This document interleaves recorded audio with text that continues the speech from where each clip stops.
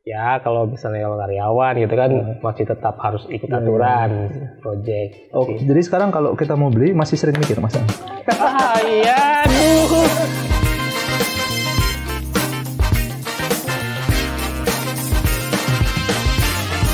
Selamat datang di channel Nasihat Om.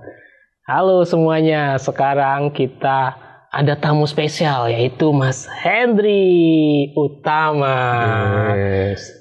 Selamat datang di markas Om. Terima kasih sudah diundang Om Ang, Ketua Om Indonesia.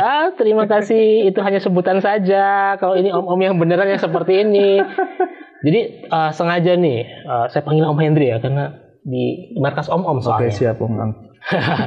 Sengaja nih, kalau biasanya tamu yang lain saya akan prolog panjang lebar. Nah, kalau di sini asiknya kita langsung aja kenalan sama teman-teman yang audiens yang di sana. Jadi Om Hendry ini adalah seorang entrepreneur, seorang investor, dan ikut klub miliarder under 30. Ya, kebayang saya di bawah 30 tahun itu masih ikut klub-klub apa gitu ya. Mas Hendry di bawah 30 tahun sudah ikut klub miliarder under 30. Itu klub apa sih? Ya, jadi waktu itu sih tahun berapa tahun yang lalu ya? Sekitar 12 tahun lalu. Entrepreneurship itu mulai digaungkan gitu. Nah, sebagai pemicu gerakan tersebut, waktu itu Pak Ciputra almarhum membuat suatu klub, yaitu orang-orang yang sebelum umur 30 sudah mencapai penjualan ataupun transaksi sebesar 1 miliar gitu. Waduh. Tapi itu buat saya sekedar angka lah. Maksudnya oke, itu sebagai titik awal, tapi ya suatu saat akan teman-teman semua yang di sana atau mungkin om-om luar sana pasti juga banyak yang sudah mencapainya itu mah. Amin ya, kita aminin ya, kita ya amin ya. Mudah-mudahan channel om ini bisa 1 miliar. Amin. Amin. Amin. Gak kebayang sih waktu kami umur 20-30 itu kayaknya kami sedang kayak 20-an tuh kami sedang istilahnya masih berleha-leha gitu ya. Kalau kayaknya Mas Hendry, Om Hendry kayaknya serius sekali umur sampai bisa. Itu awalnya pernah jadi karyawan. Ya, jadi memang jadi entrepreneur langsung. Mungkin kalau boleh iri-irian nih Om Ang. Saya tuh memang masa muda saya cukup struggle ya. Karena gimana pun saya ini dibesarkan oleh seorang ibu. Karena waktu umur saya 16 tahun tuh ayah saya sudah dipanggil Tuhan gitu.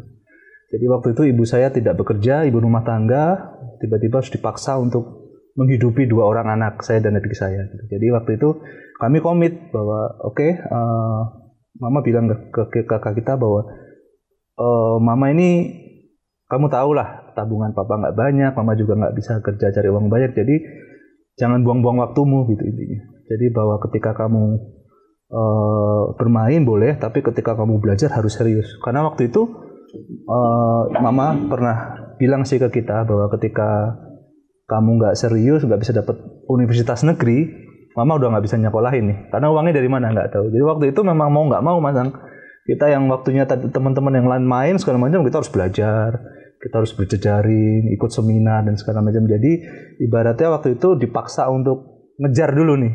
Udah menunda kenikmatan dari awal ya. Kalau orang sekarang bilang begitu. Jadi waktu itu dipikir ya udahlah waktunya untuk saya harus fokus dulu selesaiin kuliah. Setelah itu ya harus mulai bekerja untuk membantu orang tua waktu itu. Ini coba nih kita kulik dulu lebih dalam lagi nih. Soalnya kalau mindset orang sekarang, kalau udah kaya dari muda, itu ada 2 pasti. Pertama sudah kaya dari lahir. Yang kedua karena jago nembak grafik. Alias afiliator. Iya. Berarti bukan dua-duanya. Ya, jadi memang saya murni yang orang bekerja, belajar, kemudian juga bekerja kepada orang dan nabung. Maksudnya itu. Jadi mindset waktu itu cuman mikirnya nggak mau ngerepotin orang tua lah. Gimana pun ibu saya juga nggak muda lagi dan masih punya adik lagi sekolah kan, otomatis saya waktu itu sebagai kakak tertua di sana punya cukup tanggung jawab lah untuk bisa membantu, paling nggak meringankan bebannya dulu lah, beban orang tua. Jadi waktu itu ya benar-benar belajar. Akhirnya saya juga dari orang yang sering main tiba-tiba harus fokus belajar dan harus masuk ke universitas negeri, itu suatu pergumulan. Jadi kadang-kadang saya iri juga sama teman-teman saya itu waktu itu.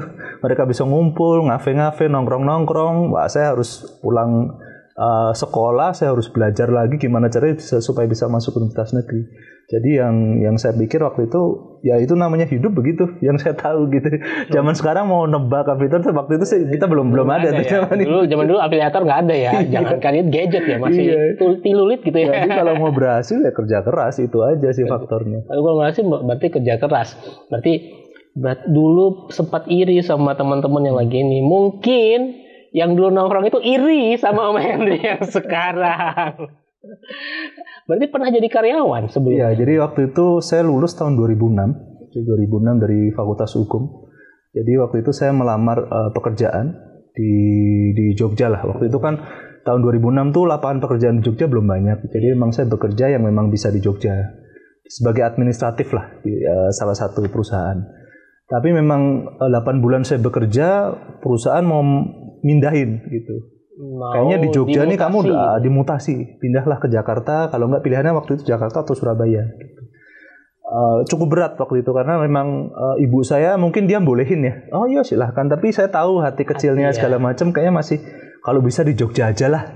Kayaknya begitu dan mikirnya, sehingga waktu saya bekerja dan memutuskan untuk kayaknya kalau kerja kantoran saya nggak mungkin bisa. Pilihan saya nggak banyak gitu untuk bisa tetap stay di Jogja. Jadi waktu itu mikirnya apa ya caranya? Yaitu waktu itu juga nggak tahu ya. Rencananya Tuhan lah mungkin kalau saya bilang, karena katanya kalau Tuhan tutup satu pintu yaitu mengambil orang tua saya, dia juga bukakan jendela yang lain, katanya begitu kan. Sehingga waktu itu dikenalkan UGM kerjasama dengan Ciputra Foundation waktu itu mengadakan satu pelatihan untuk entrepreneurship. Bagaimana membangun bisnis dari nol waktu itu, dan saya iseng-iseng aja daftar. Ya udah, akhirnya saya masuk ke situ dan dilatih selama 3 bulan untuk menjadi seorang pengusaha. Dilatih, berarti belajar dulu. Saya belajar dulu. Baru nyemplung. Kan sekarang kan ada mindset, ya udah nyemplung dulu nanti belajar ya sambil jalan. Ya menurut Om Henry. Ya mungkin bisa ya, tapi waktu itu yang jalan yang mungkin harus saya tempuh adalah saya harus berlatih dulu. Karena bagaimanapun saya nggak punya latar belakang pengusaha. Orang tua saya pekerja. Kemudian keluarga saya yang lain semuanya pekerja, jadi tidak ada background pengusaha. Yang kedua juga kita nggak dibekali oleh modal yang kuat. Maksudnya kata-kata saya punya nih segini udah bikin bisa tidak bisnis. Punya balungan gitu. Punya balungan. Yang ketiga memang saya bukan di lingkungan pengusaha, jadi kiri kanan saya rata-rata juga pekerja. Jadi mau nggak mau saya kalau mau jadi pengusaha ya harus latihan. Nggak mungkin saya tiba-tiba langsung nekat. Bisnis waktu itu jalan saya memang harus dilatih, Mas Ang. Mungkin teman-teman lain di sana mungkin ada ya yang tiba-tiba langsung bisa, nah itu jalannya mungkin beda-beda. Jadi belajar dulu, ada trainernya, ada trainingnya, ada mentornya, baru kita mulai gitu. Paling nggak menguatkan diri. Betul. Berarti paling nggak juga ini memutus paradigma orang bahwa pengusaha itu tidak harus dari pengusaha. Jadi pengusaha itu bukan gen lahir ya. Pengusaha itu berarti kemauan, mau nggak mau. Iya, kalau saya pribadi, saya meyakini itu. Karena saya itu ibaratnya produk yang memang dilatih dulu. Diajarin untuk jadi pengusaha, bukan yang tiba-tiba lahir menjadi pengusaha. Tapi memang zaman sudah berubah ya. Mungkin kalau zaman kita om ini, informasinya terbatas. Kalau sekarang generasi muda mencari informasi jauh lebih mudah. Apalagi di era sekarang, dengan Telkomsel semuanya bisa mungkin. Oh iya, dengan Orbit ini semua jendela dibuka, bisa buka-buka. Jadi informasi bisa diakses banyak hal. Jadi mereka mungkin bisa berlatih dari internet ataupun dari buku dan segala macam. Kalau dulu tahun 2006 referensi untuk menjadi pengusaha masih cukup terbatas. Sehingga waktu itu saya tertolong sekali untuk bisa ikuti pelatihan yang diadakan oleh Ciputra dan UGM. Ini nih, sekarang kan lagi zaman milenial sih banyak nih yang financial freedom. Pertanyaannya, financial freedom menurut Om Henry itu mitos atau fakta? Ini jawaban yang sebenarnya mudah ditanyakan tapi sebenarnya sulit dijawab. Karena waktu itu memang awal mula kita berbisnis pasti tujuannya adalah financial freedom gitu. Jujur saya juga sempat merasakan di awal-awal, tapi percayalah ketika kita sudah meraih di satu titik gitu. Misalkan kita targetkan 100 juta misalkan ya. Ketika kita dapat gitu, saya yakin akan ada 100 juta lain yang akan kita kejar. Jadi apakah financial freedom itu mitos atau fakta? Buat saya antara mitos dan fakta. Karena saya pun kondisi sekarang, kalau bisa dibilang apakah sudah financial freedom atau belum, ya saya masih kejar berikutnya nih Mas Aang. Jadi ya saya akan terus berjuang untuk yang next project-nya. Ya mungkin berarti kalau financial freedom itu kalau di tataran Om Henry itu berarti sudah bebas memilih mau ngelakuin apa gitu ya, dibandingkan yang ya kalau misalnya karyawan gitu kan masih tetap harus ikut aturan project. Oh, jadi sekarang kalau kita mau beli masih sering mikir Mas Aang. Iya, aduh, om masuk ke hati. Ya, kalau saya sih nggak mikir, yang mikir istri saya. Duitnya nggak mau ke istri. Sebenarnya kalau bisa dipikir tuh bahwa kita hidup ini kan kayak suatu lingkaran yang namanya comfort zone. Ya. Zona nyaman. Sebenarnya zona nyaman itu yang membuat kita atau merasakan suatu lingkungan yang error atau biasa disebut room for error gitu. Room for error. Contohnya begini, ketika kita ada di comfort zone, ketika ada bilang besok listrik naik nih atau besok bensin naik nih, apa yang kita lakukan? Kalau kita masih mikir, waduh payah nih pemerintahnya gini. Nah itu kita harus pertanyakan comfort zone kita ini sebesar apa? Atau jangan-jangan sebenarnya comfort zone kita ini masih cukup kecil sehingga kalau ada kenaikan harga atau mungkin beli mobil ternyata wah mobilnya saya nggak suka warna ini mau ganti lagi itu masih pusing nggak? Pertanyakan di situ. Jadi ukurannya memang sangat subjektif tergantung dari orang itu orang masing-masing tersebut ya. Jadi apakah itu penting apa enggak? Ya arah-arahnya nanti lagi-lagi ke itu tadi room for error nih. Jadi kalau kita ada kenaikan harga, ada barang yang hilang kita harus beli, kita pusing nggak gitu loh, itu aja sih. Ini mikirnya. Kayak saya pernah baca di TikTok tuh, saya nonton di TikTok. Gimana tuh? Kata orang-orang di TikTok itu, bukan barangnya yang mahal, duitmu aja yang sedikit. Aduh, semangat. Ya. Itu tadi, ya mungkin kita nggak akan bicara tentang apa yang sudah dicapai saat ini. Itu mungkin udah terlihat lah dari apa yang terlihat sekarang pun terlihat. Tapi kita pengen buat audiens yang di sana atau buat yang calon om-om gitu ya. Kita cek errornya Om Henry dan jangan dilakukan. Nah, itu bisa kan mentor kan gitu kan. Nah, ini sama kita lagi bermentor dengan Om Henry yang akan menginformasikan tentang kegagalan yang pernah Om Henry lakukan alami. Biar yang lain juga bisa men-skip itu, mengakselerasi teman-teman yang ada di sana. Kira-kira pernah sampai down di titik terendah nggak sih? Dan bagaimana bangkitnya? Kok bisa bangkit? Iya, jadi kalau diingat-ingat mungkin saya bukan melihat itu suatu error ataupun kegagalan ya. Saya lihat itu harga belajar. Harga belajar. Jadi ketika ya saya harus selalu bilang bahwa mungkin yang berhasil itu sekarang hasil dari puluhan atau ratusan kegagalan yang saya lakukan dulu. Jadi buat saya proses kegagalan itu cuman bedanya adalah sukses yang belum kelihatan aja gitu. Dan mentor saya pernah bilang, Pak Ciputra selalu bilang bahwa ketika kita jatuh 10 kali selalu bangkit 11 kali. Intinya apa? Intinya sekali lebih banyak aja. Sekali lebih banyak aja. Ketika kita down atau gagal gitu jangan fokus ke situ, tapi apa nih selanjutnya? Ya, jadi saya pernah sekali dulu ingat waktu saya lulus dari pelatihan itu, modal saya cuma satu, semangat. Jadi saya cuma semangat bagaimana saya bisa membangun suatu perusahaan atau punya bisnis gitu. Nah dengan modal semangat ini, ternyata ketika lulus itu juga nggak langsung bisa berhasil. Jadi ada waktu itu pelatihan ada sekitar 30 orang, itu saya salah satu orang yang lambat. Gitu. Kalau teman saya rata-rata habis lulus gitu, bisnisnya pada naik semua. Kalau saya itu malah justru nyungsep. Gitu. Apa yang pertama waktu itu yang dilakukan? Iya, jadi nah sekarang pertanyaan yang paling klise kan kenapa sih orang nggak mau mulai usaha gitu? Iya. Nah sekarang saya tanya Mas, kenapa nggak coba mulai usaha? Alhamdulillah, kalau usaha saya sudah ada. Nah kenapa sih rata-rata orang di luar sana nggak mau mulai usaha? Biasanya kan mereka pikir apa? Karena saya nggak punya modal. Iya, rata-rata gitu kan, saya mau usaha nih, cuma saya nggak punya uang segala macam. Nah waktu itu saya berpikir kalau saya nggak punya uang, otomatis saya harus punya semangat dan punya kreativitas, sehingga saya buat konsep bisnis, saya buat bisnis model, kemudian saya presentasikan ke orang-orang lain. Oh, biar mereka ya jadi dia biar join dengan bisnis saya, entah mau jadi investor, jadi partner dan segala macam. Jadi sesemangat saya itu sehingga saya ketemu orang, saya cerita, semangat orang cerita segala macam. Berbulan-bulan saya nggak dapet tuh investor. Udah kiri kanan keluar banyak, dan 3 bulan kemudian saya ingat sekali, saya kok familiar dengan satu logo. Ada logo suatu perusahaan baru berdiri gitu. Waktu itu saya buat konsep futsal Ya, zaman 2006 itu futsal di Jogja masih naik banget. Lagi naik banget ya. Sehingga saya punya suatu produk untuk futsal gitu, untuk bisnis futsal. Sebenarnya saya lewat di daerah Babarsari di Jogja gitu, saya lihat kok logonya familiar ya, saya lihat kok logonya saya kok ngerti banget. Setelah itu saya iseng aja masuk kan. Ketika masuk, kok perasaan ini ukuran lapangan, warnanya, kemudian jenis rumputnya, kok saya ngerti banget ya dengan ini. Kemudian nggak berapa lama waktu saya kenal tuh sama orang yang datang. Ternyata dia ownernya. Terus saya mikir, oh ternyata waktu saya presentasi ide saya diambil. Oh. Dia nggak perlu saya, dia kerjain sendiri semua. Jadi pernah waktu itu berpresentasi ke beberapa orang, sama mereka. Ditolak. Tapi idenya diambil. Itu mungkin buat saya sekarang cuman ketawa ya. Cuman waktu itu sakit, minta ampun. Saya sempat di kamar itu cuman merenung aja, nggak mau keluar. Saya mikir kok hidup begini amat ya. Maksudnya kita berusaha nggak nyolong loh waktu itu ya. Tapi kok kita yang dikerjain ya segala macam. Terus saya juga pernah mau datengin investor. Waktu itu harus ke Solo karena investornya orang Solo.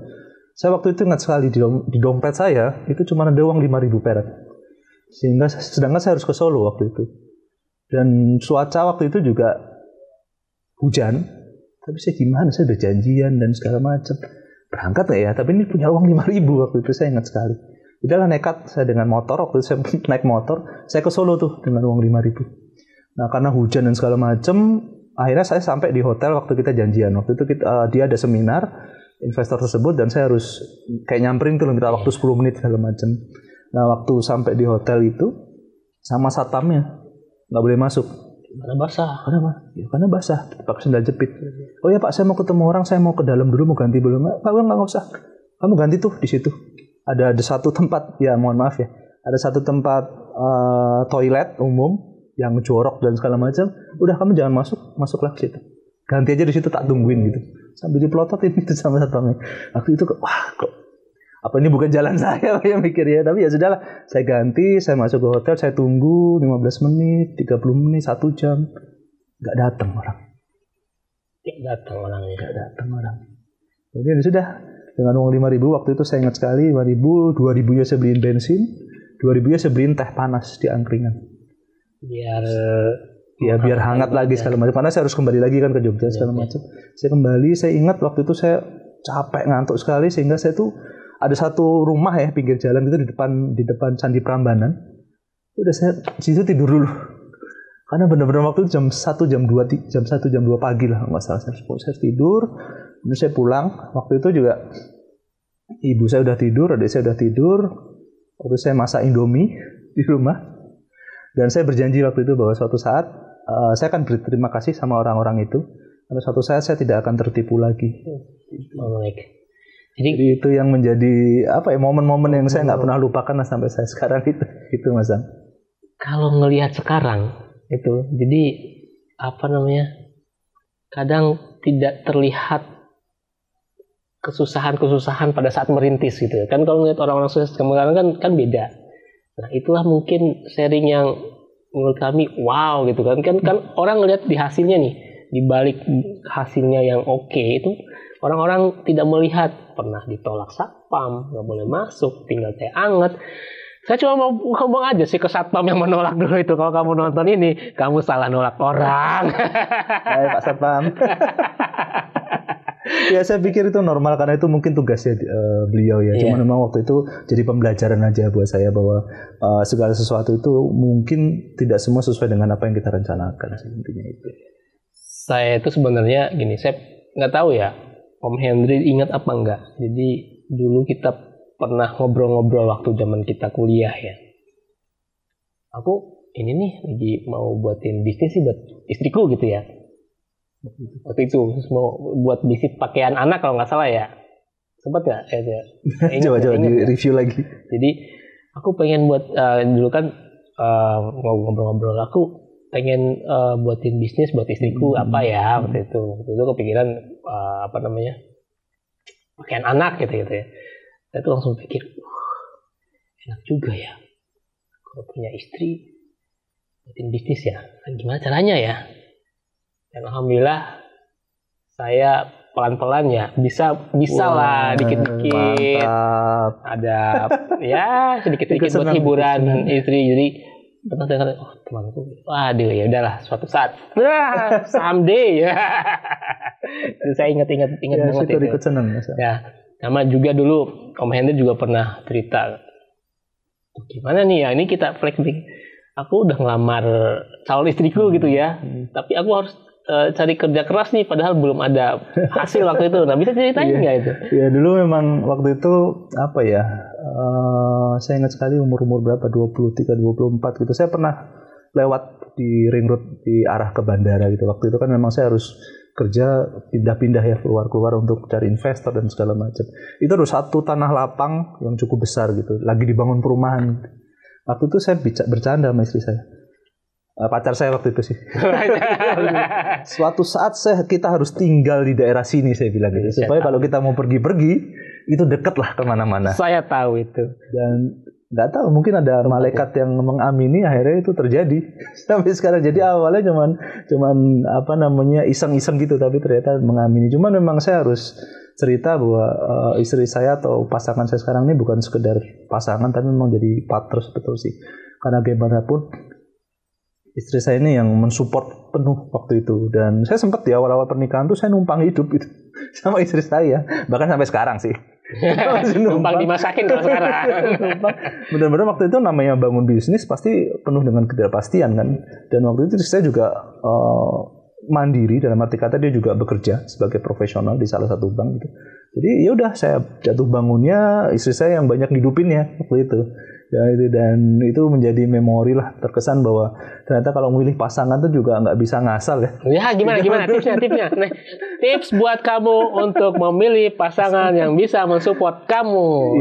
Ya zaman sekarang kan orang pengen, atau apalagi yang kaum wanita pengen dapat yang mapan dan segala macam. Dan untungnya waktu itu istri saya tidak melihat dari hal itu. Melihatnya bahwa oh, anak ini punya semangat walaupun dia belum sukses ya. Tapi saya yakin suatu saat dia akan sukses. Mungkin akan begitu dia pikir ya.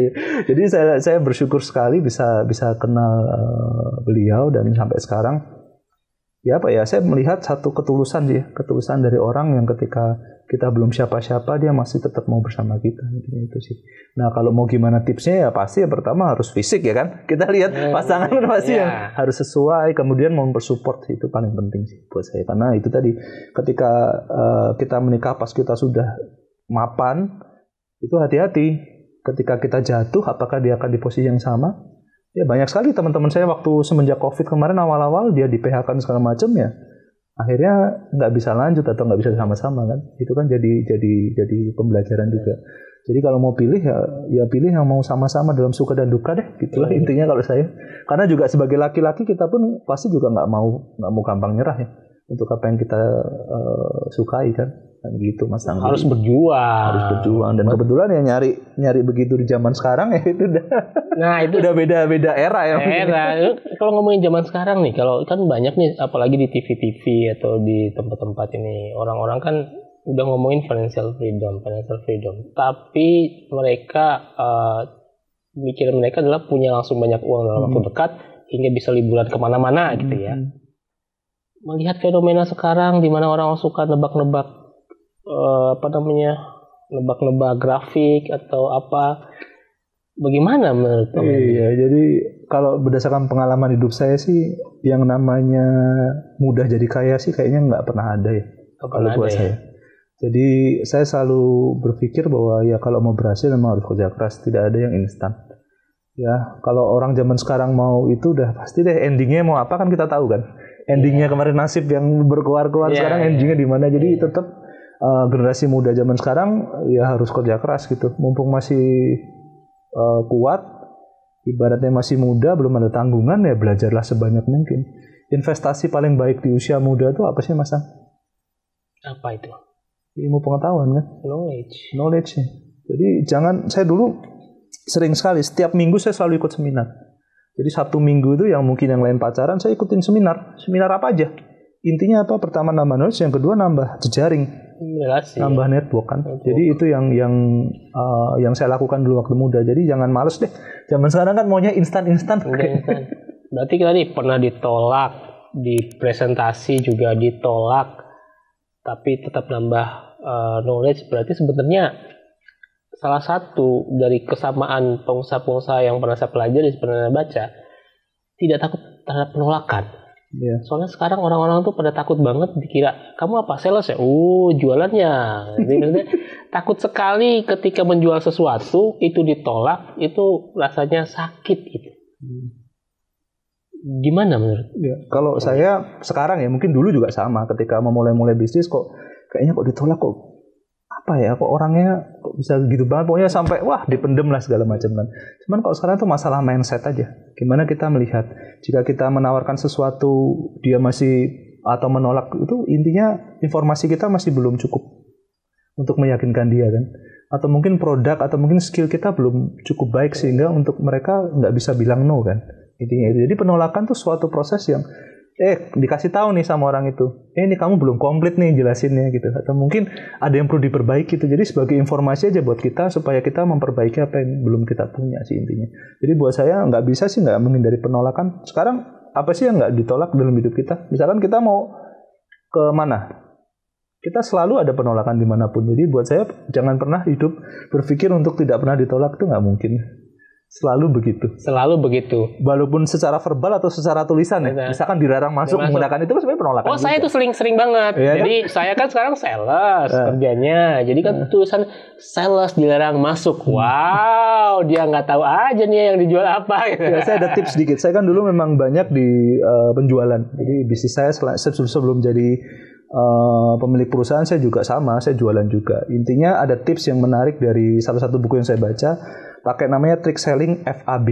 Yaitu bagaimana kita menyusun fitur yang baik, menyusun fitur, kemudian advantage apa sih keunggulannya, kemudian benefit apa yang diciptakan. Jadi FAB.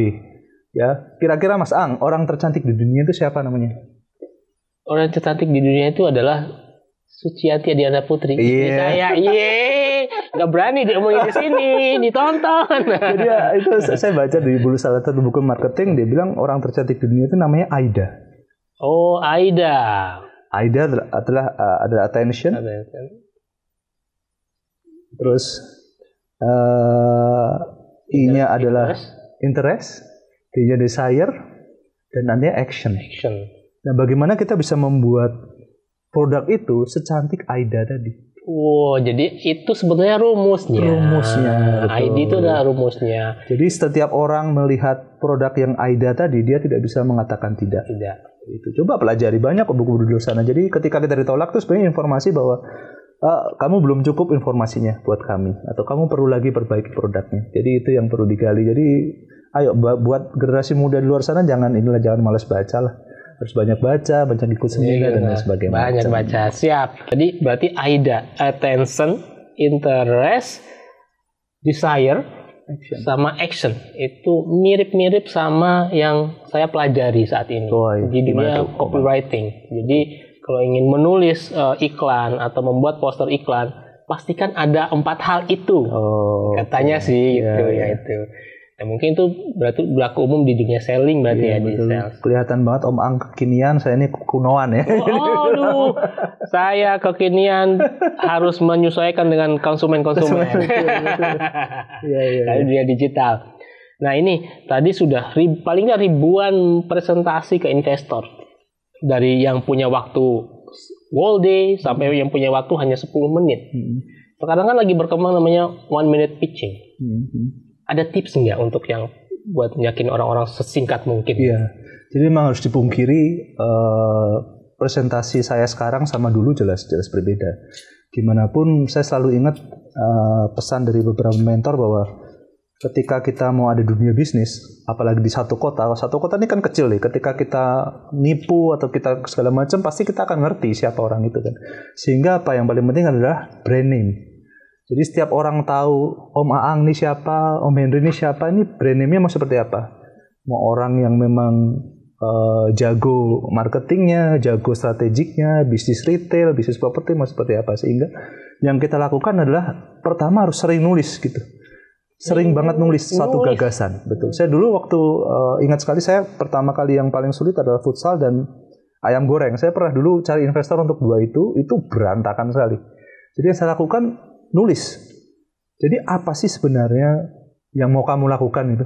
Orang kan pasti nanya, kita mau cari investor akan tahu kamu tuh bisnis apa yang mau ditawarkan. Jadi yang perlu tulis adalah bagaimana menjelaskan bisnis itu sesingkat mungkin gitu. Nah, gimana kita bisa nulis singkat kalau kita nggak paham kan? Ibaratnya ini Valentino Rossi nih, dia bisa full speed tuh kan karena dia paham petanya kan. Dia tahu habis ini ke kiri, habis ini ke kanan, sehingga bisa full speed. Begitu juga kalau kita sedang cari investor, kita harus paham betul apa yang mau kita tawarkan. Bisnis apa yang mau kita kasih. Jadi sering nulis supaya apa? Supaya lebih efektif kan. Semakin kita nulis mungkin nyeritain panjang, kemudian peringkas lagi sehingga ada satu kata yang cukup efisien. Itu yang pertama. Yang kedua, ini profitable nggak? Kamu udah lakukan sales berapa banyak? Udah menjual berapa banyak? Jangan-jangan gagasan yang bagus tuh nggak ada yang mau beli. Ya kan? Itu yang harus ditulis. Pertama tentang apa bisnisnya, kemudian profitnya seperti apa. Dan ketika ini gagal, apa yang mau kamu lakukan? Nah, saya biasanya pakai 3 kunci ini yang akan saya ceritakan ke investor, karena gimana pun orang investor biasanya waktunya nggak banyak, sehingga kita harus bisa ceritakan dengan simple 3 hal ini. Berarti tadi pertama adalah kamu mau ngelakuin apa? Ya, bisnismu ini apa? Terus apa yang mau kita lakukan? Yang kedua tuh profitnya ada nggak? Profitnya udah. Oh iya ya. Ya, jadi yang terakhir ini ketika nggak jalan, langkahnya apa nih? Exit plan. Exit plan-nya apa? Ya, jadi kadang-kadang orang dipaksa dulu, saya mau melakukan bisnis harus sesuai dengan passion. Buat saya belum tentu sih. Kadang-kadang orang yang lagi kelaparan pun harus menjalankan bisnis sesuai passion kan juga susah. Ya. Jadi mulailah dulu apa yang kamu suka, ya, atau apa yang kita bisa. Yang ketiga, ada yang mau beli nggak gitu. Mulailah dari mana dulu. Toh juga kalau kita lagi butuh makan ya apa sih, semir sepatu pun kita lakukan kan, karena ada yang mau bayar kan. Jadi mulailah dari yang paling dekat dulu dengan kita. Itu kita tulis, kemudian ketika ada investor ya kamu harus ceritakan itu dengan semeyakinkan mungkin. Dan kalau bisa meyakinkan orang ya itu tadi, produknya harus apa ya, cukup baik gitu, dalam penjelasan.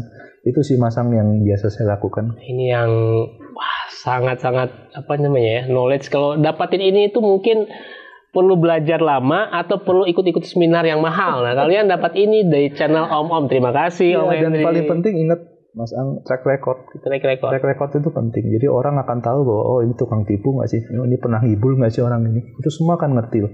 Saya dan beberapa teman-teman pengusaha saya juga biasa sering ngomong kok, kita punya salah satu ya ibaratnya kayak mailing list lah zaman dulu, kayak WhatsApp group lah zaman sekarang. Itu kita akan blacklist orang-orang yang nipu-nipu gitu. Sudah ketahuan.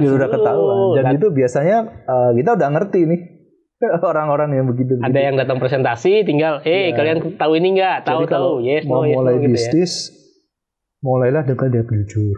Yang jujur. Integritas. Dan yang terakhir itu tadi track record.